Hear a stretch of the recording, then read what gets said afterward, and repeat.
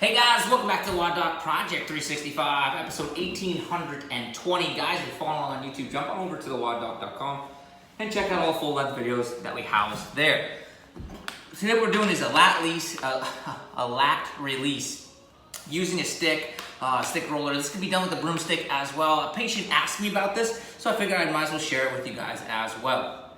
So when we're looking to release the lats by ourselves, we're trying to get into this area right here, and we can do it with our thumb. There's nothing that says that you can't. You can do a little pin stretch and kind of do a little arm wing, a rocker test almost. It's almost like a rocker test this way. So we can do the same thing. And I just want to talk about how you get in there, right? Because sometimes this is like the sticking point, okay? I want you to take your roller or your stick, and this is actually what I really love about this particular stick. I'm going to back up just so you guys can see. It has angled handles on it that are rubber, okay? And it just allows me, if I'm sitting here by my side, I can kind of just lean into it. See, if you're here like this, you can see I can just lean into it, okay? So here's what we're going to do. I'm going to get it nice and close for you guys. If I'm going to start, and I have this sucker leaned against the ground, if I'm going to start right underneath my armpit, so here, underneath my armpit, right?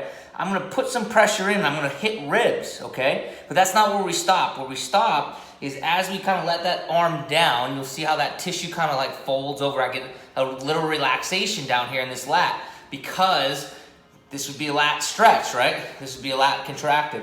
So what I'm going to do is I'm going to let this arm down, okay? You can see how that starts to now sink in there. And all I'm going to do is keep that pressure against my rib cage, and I'm going to start pushing, right, that roll or that stick backwards.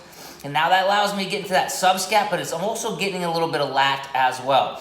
So what I can do from right here is I can start to just exactly what I said in the beginning, start to arm wing this, okay? If that doesn't give it for you, then what you're gonna do is you're gonna start to bring your arm up into flexion, okay? Or sometimes it's just enough, right? If I just lean right here, okay? So I'm just gonna hang out there, I'm gonna find a tender spot, I'm gonna hold on to it for 10 or 15 seconds, maybe even 30, 45 seconds if that's how long it takes to start knocking down that intensity, okay? And then go ahead and we can test and retest. How do I feel in this position? How do I feel into this position, right?